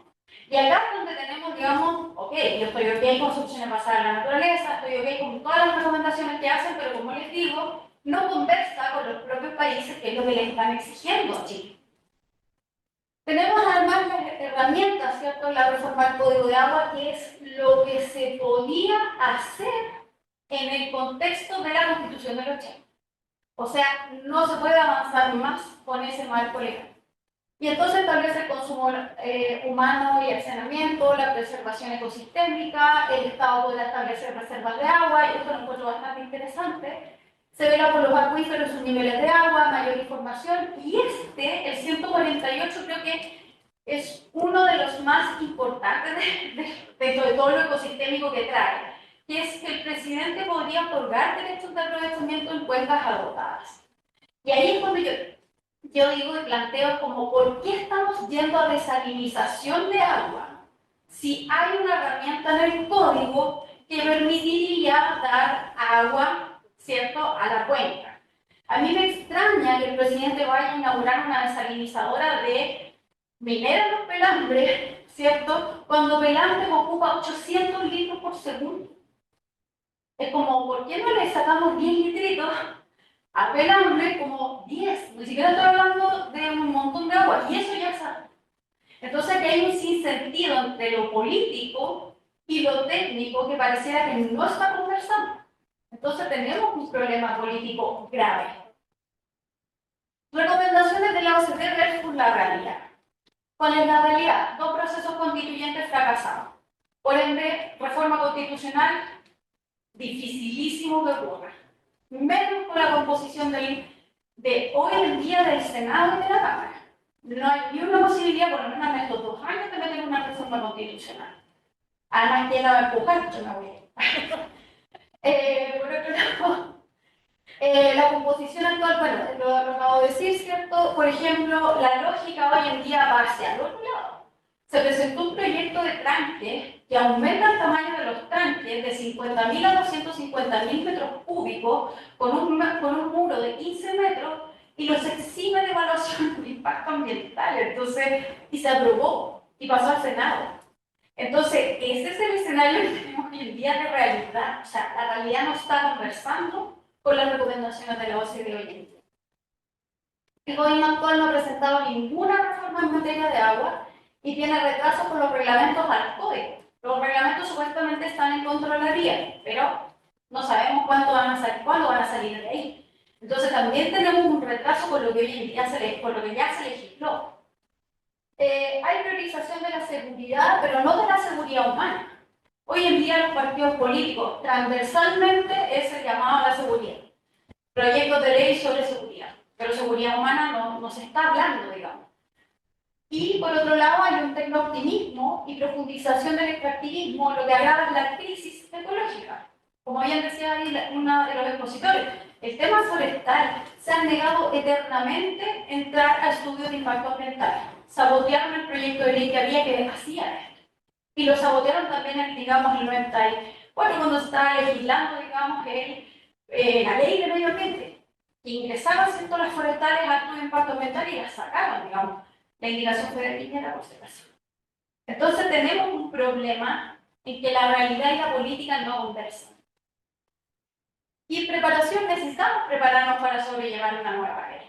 Hoy en día la crisis climática y ecológica, me lo han dicho varias personas, me dicen, tenemos 6 años. 6 años para prepararnos, de aquí al 2030, o sea, es mañana.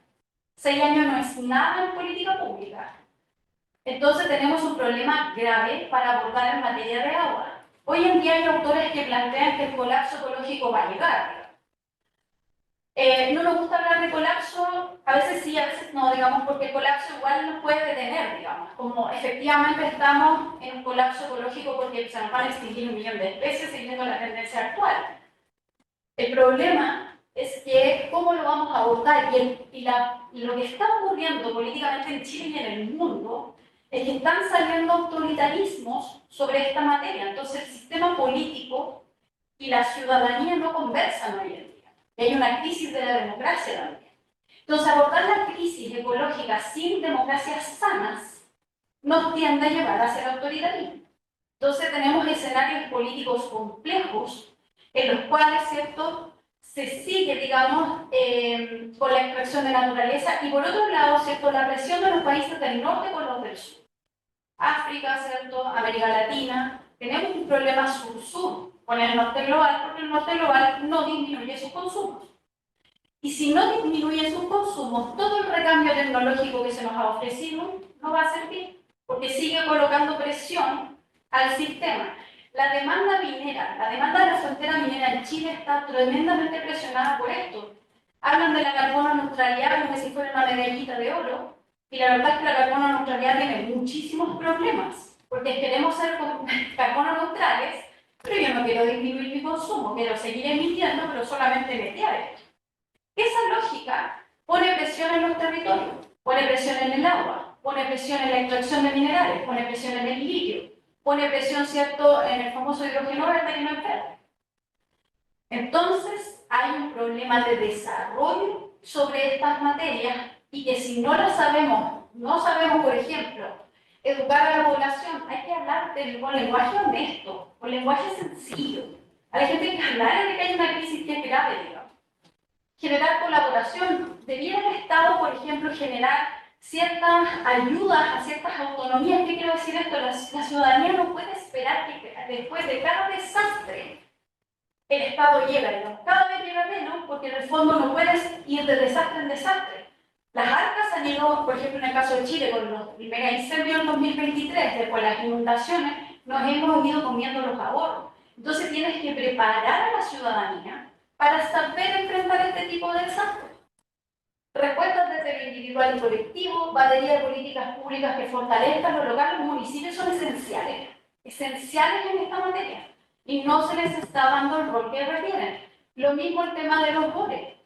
Economía desde la adaptación. Se puede hacer economía desde la adaptación también, no solamente desde la mitigación al cambio climático, que es bajar, ¿cierto?, las emisiones, y la disminución del consumo, que en el fondo tenemos que apuntar hacia allá. Si no se apunta hacia allá, la verdad es que estamos en un zapato chino. Y el tema del agua no se va a solucionar, digamos, con más legislación hoy en día. Esto requiere, digamos, decir hasta dónde le ponemos, digamos, un poco el freno a cómo estamos ocupando, ¿cierto?, este recurso. Y por último, no quiero polemizar, pero con respecto a lo del Ibor en Valparaíso, si hay inversión, luego hay alrededor de 30.000 millones en temas de agua. Claro, en APR, ¿cierto?, se ha invertido, ¿cierto?, en soluciones basadas en la naturaleza, se ha invertido en distintos, es lo clásico, pero es lo que pueden hacer los gobiernos regionales. O sea, tampoco se puede hacer una gran transformación netamente porque el poder central tiene el poder, digamos, bastante todavía en sus manos, y con el tema de las fundaciones yo creo que se les va a ir quitando poder a la descentralización. Entonces, estamos en un zapato chino que es político y que tiene que ver con el Congreso por una parte y también con los gobiernos en el fondo que están en esta lógica de péndulo, de cambiar, ¿cierto?, un gobierno de derecha, un gobierno de izquierda, un gobierno de derecha, un gobierno de izquierda, y no tenemos continuidad en las políticas públicas. Muchas gracias.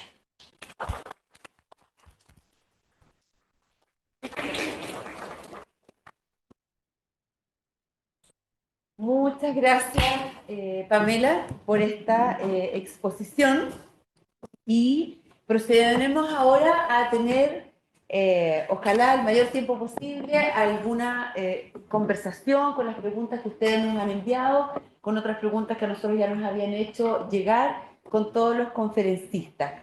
Y antes de aquello, quisiera con Dominique agradecer personalmente todas las gestiones que nuestra investigadora del DAT, María Ignacia Sandoval, también estudiante de doctorado de esta casa de estudio, ha desarrollado para la buena consecución de este seminario. Muchísimas gracias. Tenemos varias preguntas para todos ustedes. Cristian, te aviso que tú tienes más. Para Ulrike. Pregunta. ¿Está de acuerdo con la recarga artificial de los acuíferos con cualquier tipo de agua o residuo? Es decir, con agua de la misma cuenca, de distinta cuenca, con agua desalinizada o con riles tratados.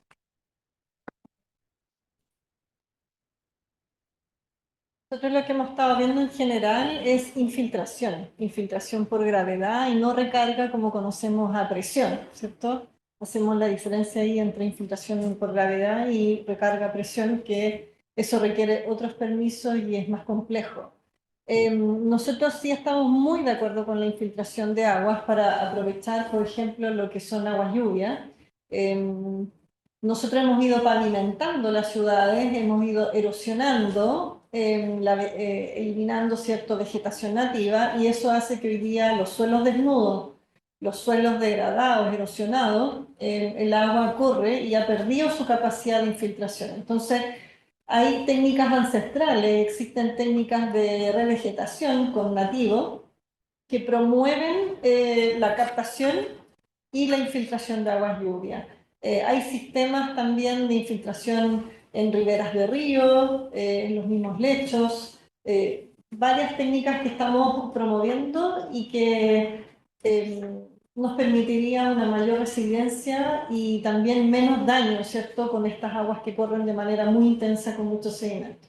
Respecto a las aguas servidas tratadas, si están debidamente tratadas, también aprovechar el suelo como un filtro natural, también lo hemos conocido, se ha hecho, se hace mucho a nivel internacional y se puede hacer de manera muy segura y por lo tanto tampoco lo vemos como lo que hay que hacer es regularlo y estandarizarlo bien para que obviamente se asegure el tratamiento de esas aguas y una infiltración segura.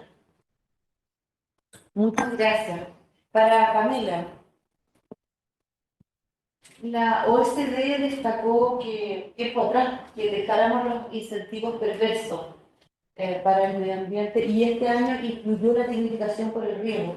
¿Cómo ves tú que de los pocos recursos que tenemos para fomentar ciertas actividades se esté fomentando hoy día el riego y para dónde llevarías tú quizás esos recursos como política pública? Bueno, el riego igual ha sido ineficiente en algunos aspectos, se han mejorado tecnologías, pero creo que volver a esa lógica es seguir aumentando el uso del agua, ¿cierto?, en el campo, en vez de, ¿cierto?, lo que hoy en día tenemos, hacerlo más eficiente. A lo que voy yo es que no podemos seguir corriendo la frontera de extracción de agua, que es eso lo que hace, o sea, solo que me vaya del riego a la minería, pero la minería cuando tiene una desalinizadora no deja de ocupar agua fresca. Lo que hace es volver a aumentar el uso del agua para mayor extracción, excepto un proyecto minero, no me lo voy a hacer propaganda porque no me interesa, la verdad, pero en ese sentido yo creo que ahí tenemos un problema, digamos, que se siga potenciando la extracción cuando hoy en día tenemos problemas con lo que ya tenemos otorgado. Entonces, más tecnificación, además en algunas partes funciona y en otras no. O sea, seguir revistiendo canales, por ejemplo, con cemento, en algunas partes no es lo más recomendado. Por otro lado, yo creo que me hubiese gustado que la OCDE fuese muchísimo más imperiosa en plantear, ¿cierto?, las soluciones basadas en la naturaleza, que hoy en día en política pública lamentablemente no está, digamos, conversando la protección de glaciares, por ejemplo, la recarga de los acuíferos de gran parte, ¿cierto?, sobre todo entre la tercera y la séptima región es de glaciares, donde no hay parques nacionales, digamos, que los protejan y que hay muchos que están fuera. Entonces, la verdad es que en ese sentido yo creo que acá hay que potenciar otras técnicas que conversen, digamos, y que a los propios pequeños agricultores se les potencie ir hacia soluciones basadas en la naturaleza y no en la tecnificación final. Muchas gracias. ¿Puedo sacar esto? Sí, yo creo. Lo voy a destruir. Para Francisco, y esta pregunta es de Concepción, es de mis alumnos.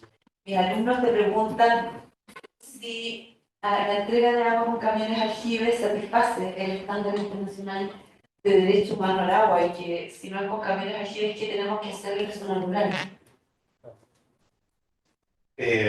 Bueno, sí, es difícil porque los instrumentos internacionales nos entregan estándares, principios, pero no soluciones concretas. Yo diría, en primer lugar, ¿por qué estamos entregando agua en camiones de energía? Si la respuesta es por una gestión no sostenible, entonces la solución no es adecuada.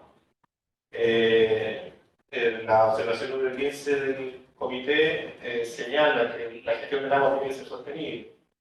Tiene que ser en igualdad de condiciones, no discriminatorio. Si no hay una buena gestión de agua en esos sectores que nos produce que el agua tenga que ser entregada al camión aljibe, yo creo que no está en concordancia con el estándar internacional. Es no, hay que hacer un ejercicio de ponderación para decir si algo se adecua o no, pero creo que en ese caso sería evidente que no.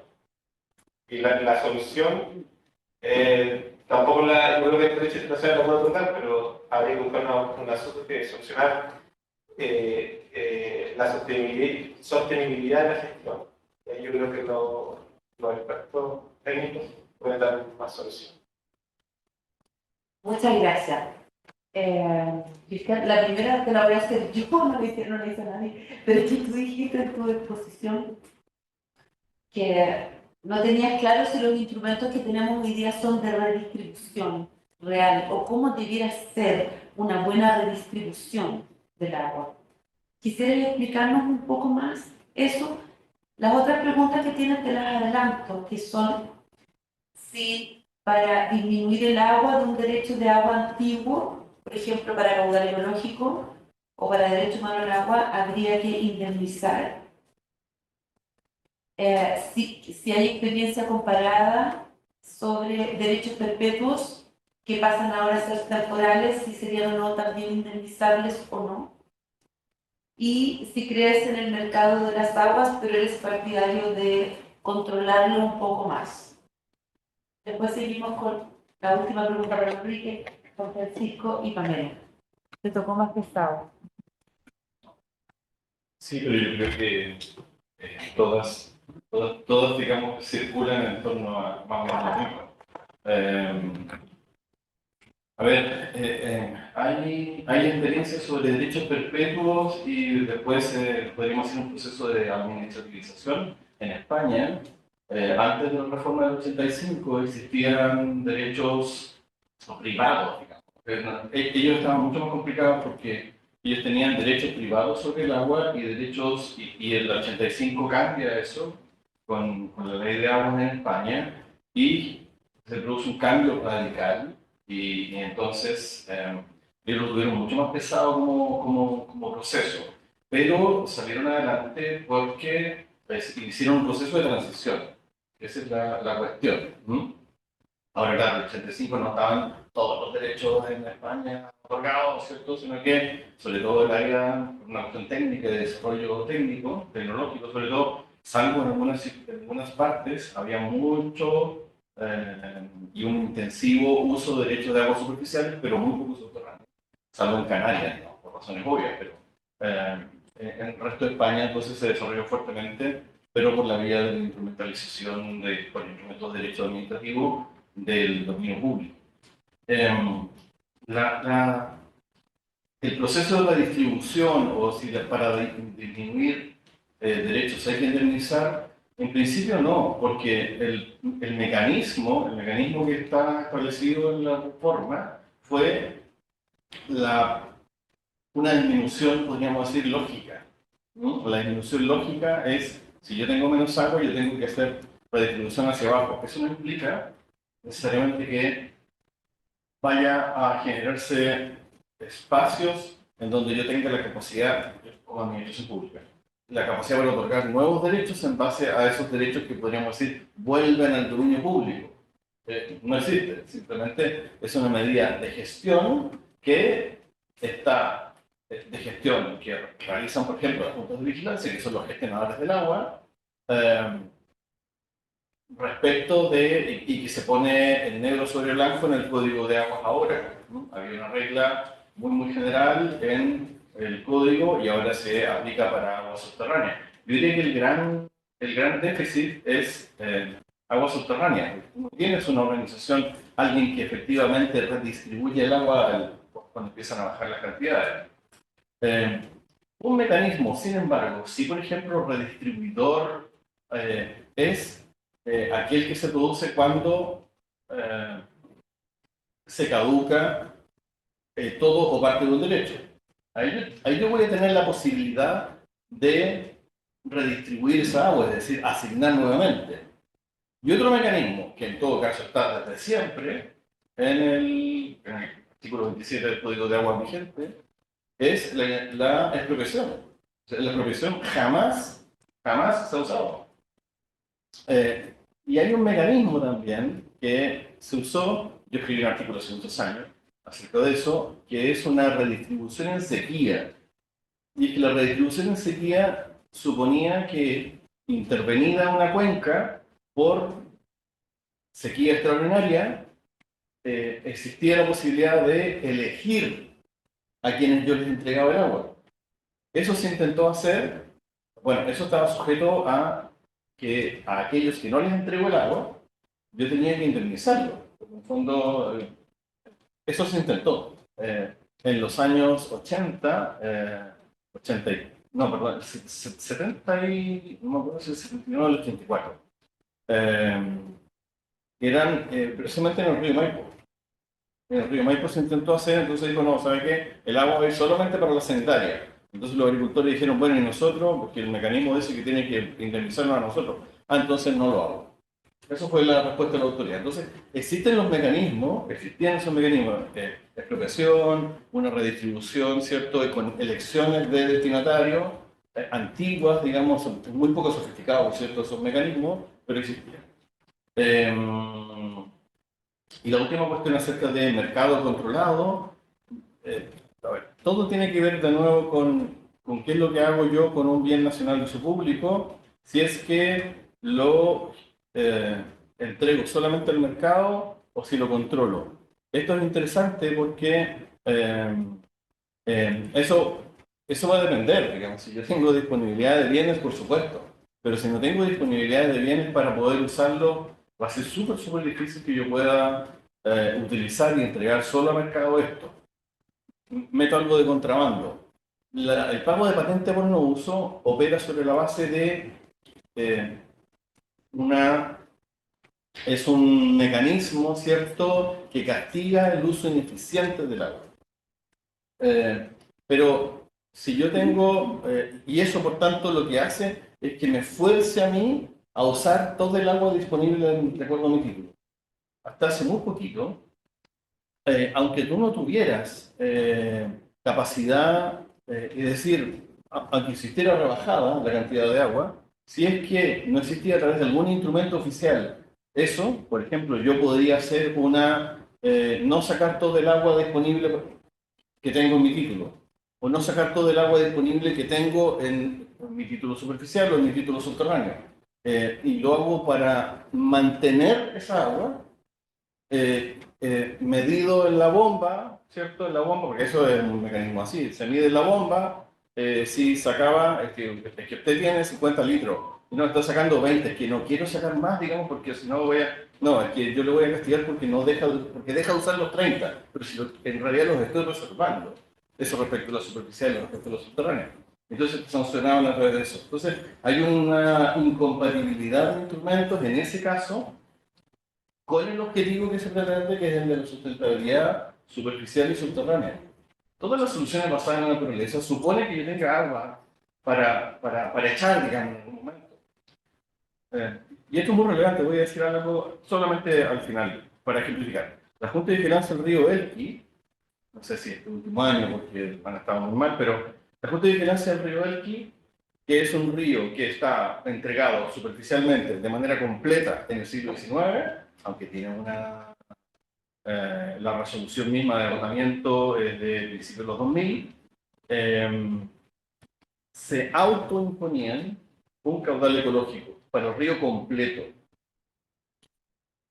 no teniendo ni un derecho en esa condición. Y ellos se autoimponían porque decían, mira, ¿sabe qué? Es que si nosotros no sostenemos, no nos imponemos, eso lo hacían en la reunión de marzo, Junta de Accionistas de la Junta de Vigilancia. Lo hacían, se imponían, quedaba en la resolución, era obligatorio por tanto para todos. Entonces, ¿por qué? Porque si no, terminaban regando hasta la mitad. No sé, de la mitad de, no sé, ponte tú de Vicuña para abajo, no había agua superficial en el río. O de, qué sé yo, hay una zona de piedra, digamos, del Peñón de San José, qué sé yo, para abajo, tampoco había. Entonces, esos mecanismos de gestión, a mí me gusta mucho el trabajo que hace Enrique, últimamente había estado machacando con todo el equipo, que estas cosas se resuelven en el territorio. Debe existir instrumentos en el territorio para o controlar, o mercado, asignación, sustentabilidad, ¿cierto? Son todas cuestiones que giran en un punto que debe permitírsele, por tanto, a los que conocen más técnicamente esto, la administración pública no conoce en el territorio esto, tiene muy poco, no sé si lo saben ustedes, pero la Dirección General de Agua son 450 personas en Chile. Eso es. Entonces, el territorio es el que debe permitir hacer eso y utilizar estos mecanismos de sustentabilidad, eficiencia, ¿cierto? Satisfacción de necesidades, en un punto en cementar, en una resolución por basada en la naturaleza, eso. ¿Ya? Son cuestiones complejas, pero que no se resuelven así con una regla general. Muchas gracias. Enrique, ahora sí que tenemos poquitos minutos para contestar. En tu experiencia y recordando que ustedes son partidarios de tener una institución central o una agencia de agua independiente, ¿cómo te imaginas tú la relación de esta autoridad central con los organismos de cuenca? ¿En qué tiene que contribuir esta agencia, por ejemplo, del agua a un organismo de cuenca? Ya, oye, yo igual el estado de ánimo no es tan bueno, como decía la Pamela. Creo que este inmovilismo tan grande que tenemos hoy día es muy frustrante para quienes trabajamos en esto y cuesta también que nosotros evolucionemos en nuestro trabajo también. Como que yo también me siento muy pegada y como muy inmovilizada. Entonces, bueno, la primera sensación que como que no avanzamos. Si, a ver, nosotros necesitamos una entidad pública, una autoridad central con poder de decisión suficiente para superar los intereses sectoriales, ¿cierto? Eso ya es como súper mega desafiante. Coordinar hasta 56, estos 56 organismos del Estado que nosotros contabilizamos. Y tiene que estar dando lineamientos y directrices generales, ¿cierto? Con metas para poder hacer un cierto seguimiento, pero se tiene que nutrir y tiene que estar relacionado directamente con el nivel local. Por lo tanto, los organismos de cuenca es, como bien decía Cristian, como el espacio donde podemos impulsar esto a nivel nacional. O sea, que llegaran a 101 cuencas desde el nivel central, obviamente, y que seguimos insistiendo en eso, porque nos resistimos a la descentralización y de la gestión del agua, es imposible. O sea, no vamos a poder llegar con las soluciones más costo eficientes a cada territorio. Nosotros estamos trabajando hoy día en Magallanes, en las 10 cuencas, buscando ahí hacer una línea hídrica, y es una realidad completamente impensada y distinta al resto de los territorios. O sea, ¿cómo vamos nosotros a llegar a esa especificidad? Obviamente el nivel central tiene que ser vinculado con una entidad descentralizada, pero es frustrante porque estamos desde los 90 con las propuestas y todavía nada de esto ocurre. Los grupos promotores que se buscaron impulsar quedaron ahí. Vamos ahora a seguir haciendo los planes. Vamos a hacer de nuevo y actualizar planes, ¿cierto? Cada 4 años en la 101 cuencas. Y es como un camino tan largo, ¿no? Entonces, esta autoridad central, bueno, creo que es necesario tener un debate y una conversación en torno a cómo llegamos ahí y cómo buscamos esa forma y cómo llegamos ahí de manera lo más ágil posible, ¿no? Pero por eso me parecía buena idea lo del organismo de cuenca, porque podía gatillar un trabajo ya en los territorios. Pero pucha, no es muy Alentador el escenario. Juan Francisco, tú comentaste el caso de Nogales, ¿otro más me parece? Retórica. Es que la Corte Suprema había reconocido el derecho humano al agua, pero mi pregunta es, ¿la sentencia fue que solo se entregara agua en camiones aljibe o fue más allá? Porque ahí entiendo que también se cuestionaron los derechos de agua que tenía una minera. Entonces, ¿hasta dónde llega el derecho humano al agua en la Suprema? Sí, uno de los casos se dirigía contra la minera Anglo American Minerals. Y finalmente la Corte Suprema resuelve no contra la minera, porque reconoce que la minera tenía derecho al aprovechamiento de aguas constituido legalmente y no pudo pasar más allá de eso. Y de hecho, en un giro bastante extraño, la Corte Suprema, en vez de condenar o dirigirse contra la minera, se dirige contra el municipio, que ni siquiera había sido recurrido. Había informado al peor recursos, pero no eran recurridos los recursos. Y pone al municipio garantizar de forma genérica el acceso al agua. Pero claro, ahí tenía una piedra de tope en la Corte Suprema y ahora con la nueva regulación del Código de Agua, imagínate que podría tratar de buscar otra solución, porque podría, entendiendo que dentro de la regulación, ahora el Código de Agua hay un reconocimiento del derecho humano y que tiene que garantizar, priorizar el consumo humano sobre otro, podría intentar otras soluciones, quizás dirigirse contra, ordenar a la DGA que utilice sus facultades para solucionar el tema de los derechos ya constituidos y que tuviese las facultades. Pero cierto que tiene más espacio para maniobrar la votación. Muchas gracias, Pamelita. Para el cierre, ya que quizás hay sequía legislativa con esta falta de mayoría, ¿qué nos sugieres tú? ¿Concentrarnos en qué? Por ejemplo, en la dictación de reglamentos, en la implementación de instrumentos nuevos, cuáles debiéramos priorizar, por qué los PROD no funcionan todavía, el ordenamiento territorial puede hacer algo con nosotros o no. A ver, yo creo que siempre lo legislativo, si bien es lento, igual hay que seguir haciendo propuestas. O sea, más allá de que el escenario es difícil, por ejemplo, un proyecto de ley que se presentó en 2018 en glaciares, quedó en 2018 durmiendo y el proyecto pasó a la otra cámara, digamos, ahora hace un año atrás. O sea, siempre hay que presentar legislación, pero mi visión es que hoy en día hay que ocuparse más de la gestión local. Por ejemplo, que es lo que se puede hacer, digamos, que bordee por una parte de la ley. Creo que con ordenanza se puede impulsar distintas cosas. O sea, yo creo que es ahí, en ese espacio, con los boards también se pueden impulsar cosas de gestión. O sea, porque lo legislativo, o sea, yo estuve una década ayudando a tramitar el Código de Agua, la reforma, y no sé si lo volvería a hacer con otro proyecto. O sea, para mí fue el SBAP y el código, y la verdad que fue un desgaste emocional. O sea, tienen que venir nuevas generaciones, por favor, a impulsar esos cambios, porque es muy complejo. Por lo tanto, creo que a nivel de gestión, a nivel de ordenanzas, a nivel de cambios de reglamentos, se podrían hacer cosas. El ejemplo ahí está, por ejemplo, el reglamento del SEA, que incluyó temas de cambio climático, de residuos y participación ciudadana. El tema de Escazú, ¿cierto?, lo incluyó a nivel de reglamento. Es como sabiendo que probablemente la reforma del SEA no va a salir, o va a salir quizás en 4 años más. Entonces, creo que hay que previsoramente adelantarse a eso. Entonces, gestión y trabajo con la ciudadanía, porque da la impresión que a la ciudadanía no se le incluyen estas cosas. Y creo que la ciudadanía, el pequeño campesino, requiere de capacitación también. Entonces, ahí donde se puede impulsar, digamos, un reimpulso. Lamentablemente el gobierno hoy en día está en una lógica muy de extractivismo, impulsar el extractivismo más todavía.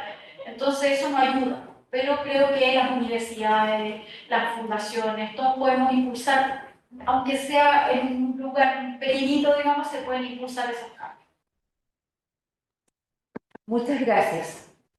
Reiteramos nuestros agradecimientos a todos nuestros queridos expositores y al público.